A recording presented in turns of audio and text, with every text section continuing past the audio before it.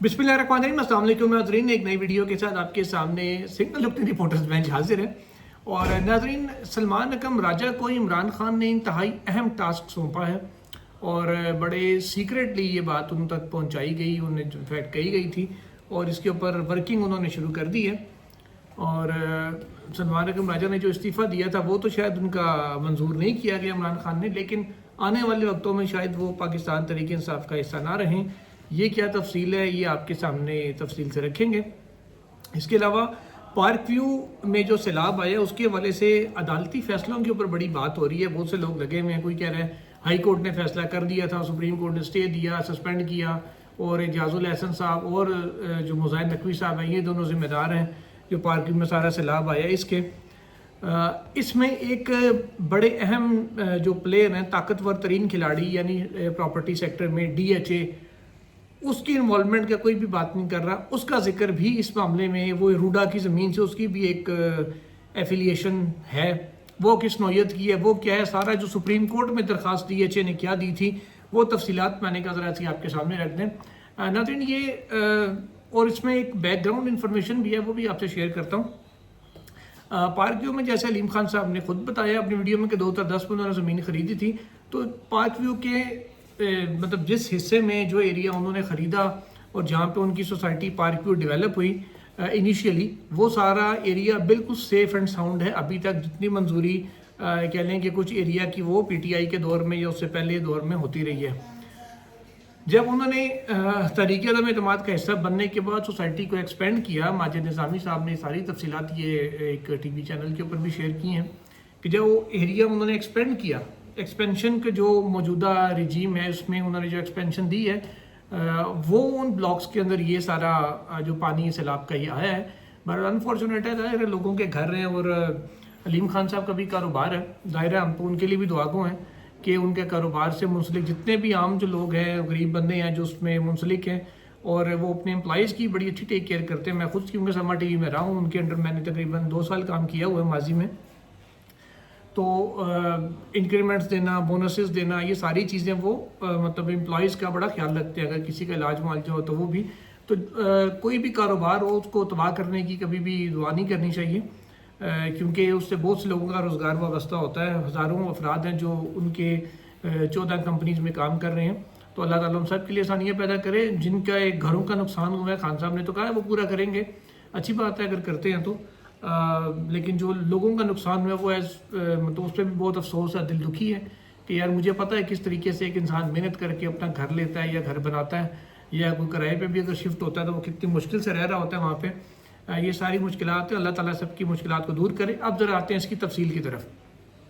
हुआ ये नाज़रीन कि इमरान खान साहब ने फैसला किया था कि रावी के अतराफ़ इसको थोड़ा सा रावी के रुख को, डिज़ाइन को चेंज करना है और इसको इस तरीके से गुजारना है शहर के अंदर से कि इसके पानी का जो वाया है वो भी मुतासिर ना हो, और जो अतराफ़ में ज़मीन इसके ख़राब हो रही है, बंजर पड़ी हुई है, उसको एक वाटर चैनल ऐसा बना दिया जो लाहौर की आबादी जो फैलती जा रही है बग़ैर किसी उसके प्लानिंग के, उसके बजाय एक नया शहर आबाद किया जाए। इसके लिए उन्होंने एक अथॉरिटी बनाई, Ravi urban development authority, RUDA जिसका नाम दिया गया। अब इस अथॉरिटी ने इसका बाकायदा ऑर्डिनेंस एक हुआ, इसका लॉ बना, और जब ये हाई कोर्ट में चैलेंज हुआ, हाई कोर्ट ने इसको ज़मीन की एक्वायर करने को और बाकी चीज़ों को कलअदम करार दे दिया। इनिशियली रोका गया था काम से, उसके बाद इसको उन्होंने कलअदम करार दे दिया। फिर अपील आई सुप्रीम कोर्ट में, सुप्रीम कोर्ट ने अथॉरिटी को गैर फाल क्योंकि हो गई थी, लॉ सारा स्ट्राइक डाउन हो गया था, उन्होंने फिर इसको काम करने की इजाज़त दी, फैसले को सस्पेंड करके हतमी फैसला होने तक। अच्छा, ये सारी सिचुएशन सुप्रीम कोर्ट के सामने इस अपील से पहले आ गई थी। वो कैसे आई थी कि आपको याद होगा लाहौर में एक सोसाइटी थी Eden garden. Eden garden society के मुतासरीन थे जिनके वो एक ऑनर्स में से किसी की डेथ की, वो सोशल मीडिया पे बड़ा वायरल हुआ था कि जब उनकी डेथ हुई, क्योंकि उन पे केसेस चल रहे थे नैब के, तो सारी उनकी फैमिली मेम्बर्स बाहर थे। वो जो साहब थे उनकी जनाजे में अपनों में से कोई भी शरीक नहीं था, और लोगों ने जो मुतासरीन थे ईडन गार्डन के, उन्होंने काफ़ी प्रोटेस्ट भी वहाँ पे किया था। ईडन गार्डन के जो मुतासरीन थे उनको आबाद करने के लिए DHA ने सुप्रीम कोर्ट में एक पटिशन दायर की ईडन गार्डन वाले केस के अंदर। सो मोटो जो लिया गया था افتخار چودھری صاحب کے دور سے ایڈن گارڈن والا معاملہ چل رہا تھا. اس کے اندر جب ڈی ایچ اے کی جانب سے ڈی ایچ اے لاہور کی جانب سے ایک پٹیشن دائر کی گئی اور موقف یہ اختیار کیا گیا تھا کہ جو روڈا والی زمین ہے راضی اربن ڈیولپمنٹ اتھارٹی کی جو زمین ہے جس پہ یہ نیا شہر بننا تھا اور اس ایریا میں پارکیو بھی ظاہر ہے اور باقی بھی زمینیں ہیں، ان کا یہ کہنا تھا ڈی ایچ اے کا کہ ہمیں وہ زمین دے دی جائے، روڈا وہ زمین ہمیں دیں، ہم جو ایڈن گارڈن کے متاثرین ہیں ان کو وہاں پہ آباد کریں گے. وہ یار ڈی ایچ اے ایک جو سمجھ آتی ہے کہ انٹری چاہ رہا تھا متاثرین کو، وہ اپنے یہ بات بھی کر دیں گے اور ڈی ایچ اے کی انٹری بھی اس ایریا کے اندر ہو جائے گی جو ایک اچھی موٹر وے کے ساتھ زمین تھی. ظاہر ہے وہ کوئی بھی بندہ ہو پراپرٹی سے ریلیٹڈ وہ ایسی زمین کو تو نہیں چھوڑتا جہاں پہ پانی کا بھی ایشو نہ ہو. ظاہر دریا ساتھ ہے تو پانی کا بھی ایشو نہیں ہوگا اور گرینری بھی ہے، ہریالی بھی ہے، سارا کچھ ہے. تو یہ ایک آئیڈیل جگہ ہوتی ہے، خاص کر موٹر وے بھی ساتھ سے گزر رہی ہو تو ڈی ایچ اے نے یہ پلان کیا کہ جی ہمیں وہ جگہ چاہیے. اس کے اوپر سپریم کورٹ میں سماعت تھی. اعجاز الاحسن صاحب اور مظاہر نقوی صاحب کا بینچ یہ سن رہا تھا کیس. اس میں جب روڈا کو نوٹس ہوا، ایل ڈی اے کو، روڈا کو، تو ایل ڈی اے نے کہا جی ہمارا تو انڈر نہیں ہے، تو روڈا کے انڈر ہے. روڈا کے جو افسران یہاں پہ آئے ان کو کہا گیا کہ جی آپ ان کے پروپوزل پہ کچھ آپ نے غور کیا ہے یا آپ کا کیا جواب ہے اس کے اوپر. تو انہیں بتایا کہ جناب ہمارا تو ورکنگ رک گئی ہے، ہم کیسے ورکنگ کریں، ان کے پروپوزل کو دیکھ بھی نہیں سکتے کیونکہ ہمارا لا سسپینڈ ہو گیا، ہائی کورٹ نے اسٹرائک ڈاؤن کر دی ہے. تو روڈا عملاً غیر فعال ہو گیا، لہٰذا ہم کسی بھی اپنے لا کے مطابق، رولز کے مطابق ورکنگ کرنے کی کنڈیشن میں نہیں ہے. اس پر عدالت نے حیرت کا اظہار کیا کہ یہ کیسے ہو گیا. تب عدالت کو بتایا گیا کہ جی ہائی کورٹ نے آؤٹ آف دا وے جا کے پورے کے پورے لا کو انہوں نے اسٹرائک ڈاؤن کر دیا ہے. ایک طرح سے 100 موٹو کی پاور اختیار کی ہے جو عدالت کو بتایا گیا تھا. اور 100 موٹو کا اختیار سپریم کورٹ کے پاس صرف ہے. اب تو خیر 26ویں ترمیم کے بعد وہ بھی سمجھ لیں کہ نہیں ہے. البتہ یہ کہا گیا تھا کہ ہائی کورٹ کے پاس تو کسی بھی دور میں نہیں رہا سوائے اس چیز ایک آئٹم کے کہ وہ اپنے پاس جو ٹرائل ہے وہ ٹرائل کورٹ سے اپنے پاس کنورٹ کر سکتے ہیں. اس کے علاوہ ہائی کورٹ کو 100 موٹو کا اختیار نہیں ہے. تو عدالت نے پھر کہا کہ جی یہ میٹر تو ہمارے سامنے ہے ہی نہیں، نہ یہ کیس فکس ہوا ہے، نہ ہم اپنے طور پہ اس کو ٹیک اپ کر سکتے ہیں. فیصلے سے کے خلاف، ہائی کورٹ کے فیصلے کے خلاف جو بھی آپ کے پاس لیگل ریمیڈی پنجاب گورنمنٹ کے پاس ہے یا روڈا کے پاس ہے وہ اویل کریں. چاہے انٹرا کورٹ اپیل دائر کر بنتی ہے تو وہ کریں، اگر سپریم کورٹ اپیل کرنی ہے وہ کریں. پھر جب آئے گی جس بینچ میں لگے گی تب دیکھا جائے گا اس کا کیا کرنا ہے. اس کے بعد روڈا نے وہ اپیل دائر کی. عمران خان صاحب اس میں انوالو ہوئے، اٹارنی جنرل آف پاکستان اس وقت جو تھے خالد جاوید، انہیں کہا گیا کہ جی آپ اپیل دائر کریں. اچھا انہوں نے پنجاب دائر کیونکہ پنجاب گورنمنٹ کا کیس تھا، پنجاب سے اپیل دائر ہو گئی. لیکن جو پنجاب گورنمنٹ کے، مجھے یاد ہے ابھی بھی ہم نے اس وقت رپورٹ بھی کیا تھا یہ 2022 میں، اس وقت کے جو وکیل تھے ان کے پنجاب حکومت کے، وہ اتنے ان پریپیئرڈ تھے کہ عدالت کے کسی سوال کا ان کے پاس جواب نہیں تھا. جو فریقین تھے اس کیس میں انیشلی جنہوں نے ہائی کورٹ میں پٹیشن دائر کر کے روڈا کو قلعدم قرار دلوایا تھا، ان کے وکیل سے بھی پوچھا گیا کہ اگر ہم اتھارٹی کو کام کرنے کی اجازت دے دیں تو یہ ورکنگ تو شروع کریں اپنی، اس کے بعد پھر آگے کیس تو چلتا رہے گا، پھر دیکھی جائے گی کہ قانون برقرار رہتا ہے، اس کو بحال کرنا یا وہ قلعدم ہی رہے گا. تو فریقین کی رضامندی سے عدالت نے یہ اسٹے آرڈر دیا تھا. تو یہ اگر کہنا، اور سب فیصلہ سسپینڈ کیا تھا ہائی کورٹ کا، تو یہ کہنا بالکل غلط ہے کہ اعجاز الاحسن صاحب نے اور جو یہ اپنے مظاہر نقوی صاحب، انہوں نے بڑا کو آؤٹ آف دا وے جا کے یہ کام کیا تھا. ایسے موقع پہ عموماً لا کو چانس دیا جاتا ہے. جیسی انٹرپریٹیشن خود قاضی فائز اور باقی کرتے ہیں کہ لا سسپینڈ نہیں ہو سکتا، اس کو اسٹرائک ڈاؤن کیا جا سکتا، لیکن جب ایک ادارہ بنا وہ تو ادارے کی تشکیل کا قلعدم نہیں ہو سکتی. خیر اس میں ایک بیک گراؤنڈ انفارمیشن یہ ہے کہ ہمارے ایک دوست ہیں لاہور میں، 2-3 ٹی وی چینلز کے مالک ہیں وہ، انہوں نے مجھے ایک لاہور ہائی کورٹ کے ایک ریٹائرڈ جج صاحب کے حوالے سے بتایا تھا کہ روڈا کی، میں لاہور میں ہی تھا تو جب ان سے ملاقات ہوئی تو انہوں نے بتایا، میں نے روڈا کا ان سے ذکر کیا. انہوں نے کہا کہ انہوں اس طرح اپنے دوست کا ذکر کرتے ہوئے کہ وہ بتا رہے تھے کہ اس میں اتنے بڑے بڑے مگرمچھ انوالو ہیں کہ عمران خان کی گورنمنٹ تو جا سکتی ہے لیکن یہ روڈا بن نہیں سکتا. اس کے کچھ عرصے بعد ہائی کورٹ سے اسٹرائک ڈاؤن ہو گیا تھا. اس سے زیادہ تفصیل میں نہیں جاؤں گا. اب ذرا چلتے ہیں اگلی خبر کی جانب کہ جو عمران خان صاحب نے سلمان اکرم راجہ کو اہم ذمہ داری دی ہے، کیونکہ جیسے ہم نے مطیع اللہ جان صاحب کے ساتھ ویڈیو میں ذکر کیا تھا کہ پاکستان تحریک انصاف کے خلاف 9 مئی کے جتنے فیصلے ان کے لیڈرشپ کے خلاف آ رہے ہیں تو یہ بیس بن سکتی ہے پاکستان تحریک انصاف پر پابندی لگانے کی. اس لیے عمران خان نے جو گزشتہ ہیئرنگ میں 3-4 گھنٹے کی ملاقات ہوئی تھی سلمان اکرم راجہ کی، ان کی بہنوں کی، ان سب کی، اس میں پارٹی کو ایک ٹاسک دیا تھا کہ آپ نے خاموشی سے ایک عدد سیاسی جماعت نہیں رجسٹر کروا لیں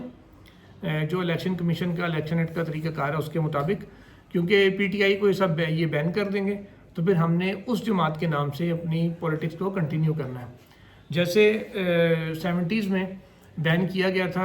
نیپ کو، نیشنل عوامی پارٹی کو، وہ اب اے این پی یعنی کہ عوامی نیشنل پارٹی کے نام سے صرف اسپیلنگ آگے پیچھے کر کے وہی جماعت چل رہی ہے اسی کی عادت کے ساتھ۔ تو اب جو کیونکہ سلمان اکرم راجہ ایکٹنگ جنرل سیکرٹری ہیں، پی ٹی آئی کے ممبر بھی ہیں، غیر ممبر ہیں تو ان کے پاس جنرل سیکرٹری کا چارج ہے، انہوں نے ہمارے ذرائع یہ بتا رہے ہیں کہ سلمان اکرم راجہ کو ذمہ داری سونپی اور سلمان اکرم راجہ نے اس پہ لیگل ورکنگ شروع کر دی ہے کہ سیاسی جماعت بنانے کی ریکوائرمنٹس کیا ہیں۔ جیسے ایک موٹی موٹی میں چیز بتا دیتا ہوں آپ کو کہ 2000 افراد کی کہہ لیں کہ شناختی کارڈ آپ نے الیکشن کمیشن کو جمع کرانے ہوتے ہیں کہ یہ 2000 لوگ ہماری پارٹی کے ورکر ہیں، وہ تو آرام سے آئی ڈی کارڈ سے اکٹھے کرنا ورکروں کے کارکنوں کے کوئی مشکل کام نہیں ہے، آ جائیں گے سامنے آئی ڈی کارڈز آ جائیں گے 2000، باقی جو ریکوائرمنٹس الیکشن کمیشن کی وہ پوری کر دی جائیں گی اور سلمان اکرم راجہ شاید ایک نئی سیاسی جماعت رجسٹر کرانے میں کامیاب ہو جائیں اگر اس پہ اعتراضات نہ لگے، اور الیکشن کمیشن نے واحد جماعت ہوگی جس کے اوپر مجھے لگتا ہے کہ ٹھوک کے اعتراضات بھی لگائے گا یا اسٹرکٹ ترین سکروٹنی کرنے کے بعد ان کو کرے گا۔ ہو سکتا ہے 2000 شناختی کارڈ جمع کروائے جائیں، ان میں سے کچھ لوگوں کے بیان سامنے آ جائیں کہ جی ہمارا تو کارڈ مس یوز ہو گیا، ہم نے تو کبھی دیا ہی نہیں تھا، لیکن یہ ساری چیزیں ہوں گی۔ خان صاحب کو نظر آ گیا کہ پی ٹی آئی بین ہونے جا رہی ہے، اس لیے اب ایک نئی سیاسی جماعت سلمان اکرم راجہ کی سربراہی میں رجسٹر ہونے جا رہی ہے، تو اس کے اندر پھر پی ٹی آئی کے تمام ارکان کو اس کے اندر شامل کیا جائے گا، آہستہ آہستہ وہ اس کے اندر شمولیت اختیار کریں گے تاکہ اگر بعد میں پی ٹی آئی بین بھی ہو جائے، ان کے جو ویسے اگر یہ بین کرتے ہیں اس کو تو اس کا رزلٹ ناظرین یہ ہوتا ہے کہ پی ٹی آئی کے تمام ارکان اسمبلی چاہے وہ بلدیات لیول کے ہوں، چاہے وہ اوپر M N A M P A اور جس بھی لیول کے اوپر ہوں، جس بھی عوامی عہدے پہ ہوں، وہ سب کے سب نااہل ہو جائیں گے آٹومیٹیکلی۔ تو ایک طرف جو کامیہ کمیٹیز سے استعفے دیتی ہے پی ٹی آئی تو ان کے لیے مشکلات پیدا کی جاتی ہیں، مینس کہ ان کو کہا جاتا ہے کہ استعفے اپنے واپس لیں، منظور نہیں کیے جاتے ہیں۔ دوسری طرف انہیں یہ بھی ڈر ہے کہ جی پی ٹی آئی پارلیمان سے الگ ہو جائے گی تو پھر پارلیمان کا نظام کیسے چلے گا۔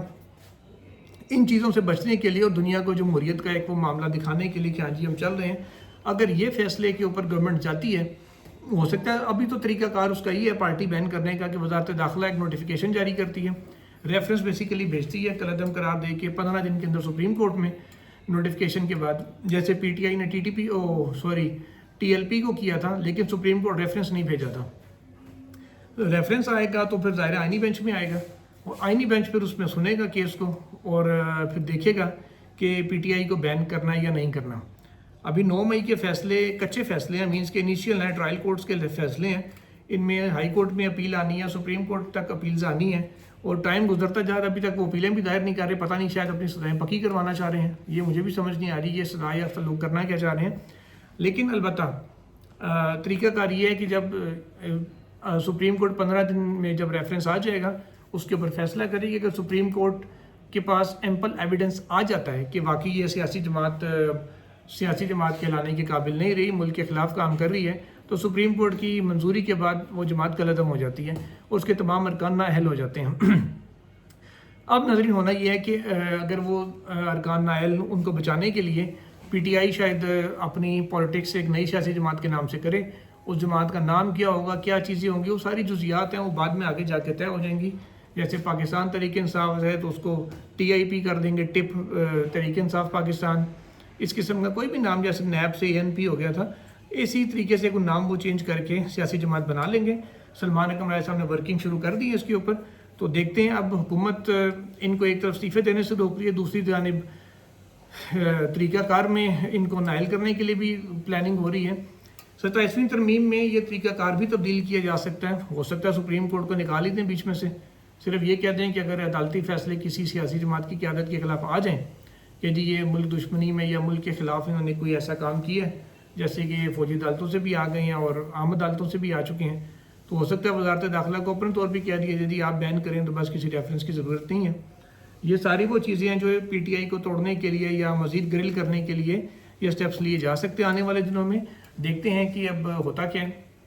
جو تفصیلات ہوں گی، خبریں آئیں گی، وہ بھی آپ سے شیئر کریں گے۔ جاتے جاتے صرف اتنا بتا دیں کہ عمران خان صاحب کی جو راولپنڈی میں انہوں نے ایک جلسے جب اجازت نہیں ملی تھی احتجاج کی کال دی تھی لیاقت باغ میں،